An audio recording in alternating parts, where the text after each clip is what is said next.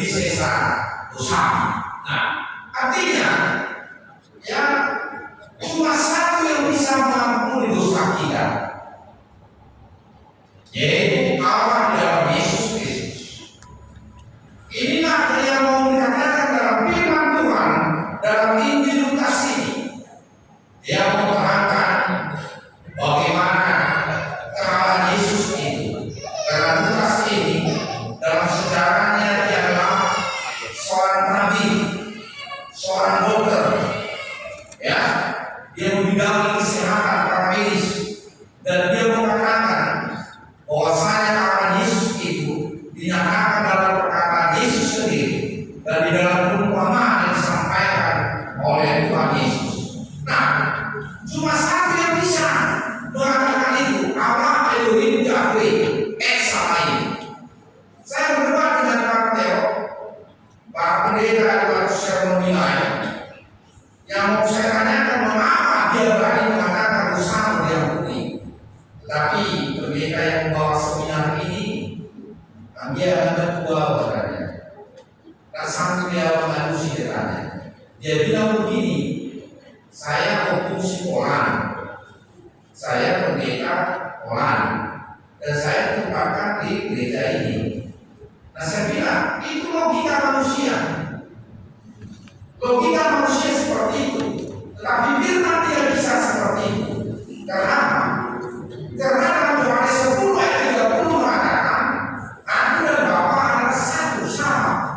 Dan Dia Allah, Allah Yahweh Elohim, Allah yang menciptakan semuanya, menciptakan manusia dan seluruh isi bumi. Itu tugasnya sebagai Allah yang menciptakan semuanya. Allah sang pencipta dan Allah yang menjadi manusia, yaitu kita sebut sebagai Kristus. Dia tugasnya, fungsinya sebagai apa? Allah sang penerus penyelamat manusia. Dan kemudian Allah sebagai Roh Kudus, the Holy Spirit ini, the Son of Jesus Christ, the Holy Spirit, dia punya tugas yaitu sebagai penghibur umat manusia. Jadi Allah itu satu, dan Yesus kealahannya yang menyatakan itu, dosamu telah diampuni. Dan bagi yang percaya, dia akan mendapat keselamatan. Dan bagi yang tidak percaya, dia akan dihukum. Cuma Yahweh yang bisa mengatakan itu. Bangsa Israel tidak boleh menyebut Elohim karena pantang itu. Tetapi Nabi yang telah dipilih Allah dan keturunan imam, mereka berhak menyebut Elohim. Tapi kalau umat Israel tidak boleh, mereka hanya memanggil Adonai Tuhan. Tetapi yang mengatakan ini, dosamu diampuni, dia itu manusia. Tetapi kealahan yang menunjukkan itu orang berkata, siapakah dia ini berani mengatakan seperti itu? Karena berhak yang mengatakan itu adalah Allah, Allah sang pengampun, Allah sang penebus. Maka Yesus baik, dia sebagai Allah sang penebus, Allah yang menyelamatkan umat manusia. Amin. Nah, jemaat Tuhan terkasih, dalam kitab Lukas ini ada beberapa hal yang mau dikatakan kepada kita, yaitu tentang dua oknum dan dua karakter yang berbeda. Pertama, orang Farisi. Orang Farisi ini adalah orang yang ahli dalam bidang agama, tokoh agama, cendekiawan yang dihormati, dan dia otomatis adalah orang yang terpandang dan orang kaya. Itu karakter dari orang Farisi tadi. Nah, yang kedua, perempuan Samaria. Kalau pandangan orang Yahudi, perempuan Samaria ini, bangsa Samaria, adalah orang berdosa. Alkitab tidak mengatakan apa dosanya, tetapi seorang teliti dalam Alkitab tentang perempuan Samaria, pekerjaan yang menjijikan di mata Tuhan, yaitu maka dia seorang pelacur atau wanita penasusila, BTS. Nah, karakternya apa? Dia merindukan Yesus. Itu karakter dia. Merindukan Yesus dengan rendah hatinya. Dia menerobos orang banyak karena tidak dibolehkan yang masuk dalam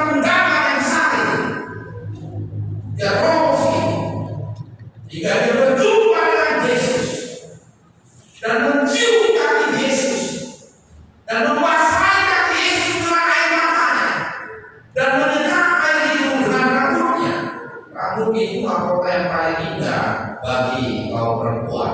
Dia buka ikat rambutnya dan disekat air yang membasahi kaki Yesus dengan air matanya dengan rambutnya. Nah kemudian dia basuh Yesus dengan minyak wangi yang termahal, dan itu dia berikan segalanya dengan menjual seluruh harta miliknya untuk membeli minyak yang harum itu dan membasuh kaki Yesus. Itu tandanya dia merindukan Yesus. Ya. Dia ingin berjumpa dengan Yesus dan memberikan yang harum yang terbaik bagi Yesus sebagai Tuhan dan Juru Selamat. Kemudian apa kata Yesus ini? Dibuat dia perumpamaan, saudara yang terkasih. Ada orang yang berhutang 500 dinar, satu orang, dan ada orang yang berhutang 50 dinar. Kemudian Tuhan yang mereka pinjam itu menghapus semua hutang-hutang mereka. Siapakah di antara mereka ini yang beruntung, yang merasa paling beruntung di antara hutangnya yang dihapus oleh Tuhan yang mereka minta atau mereka pinjam uangnya? Dan orang Farisi menjawab, tentu Tuhan adalah orang yang berhutang 500 dinar itu. Benar kata Yesus langsung mengkritik orang Farisi. Engkau membuat aku, tetapi tradisi Yahudi kau dilaksanakan. Perempuan ini melebihi dari tradisi Yahudi dia lakukan. Engkau tidak membasuh kakiku, engkau tidak mencium aku, dan engkau tidak meminyaki rambutku dengan minyak yang paling mahal. Tetapi perempuan ini dia datang melebihi tradisi adat Yahudi. Dia mencium kakiku, membasahi kakiku dengan air matanya, dan menyekat air itu dengan rambutnya. Bahkan dia membasuh kakiku dengan minyak harum yang termahal. Tetapi kau tidak melakukan itu. Dari karakter orang Farisi ini, dia berbuat besar, makanan yang banyak, itu menunjukkan kesombongannya. Ya, artinya dia mengatakan saya bisa tinggal Yesus. Sementara orang Farisi sangat membenci Yesus karena kepentingan mereka tadi hantam oleh Tuhan Yesus, dikritik oleh Tuhan Yesus.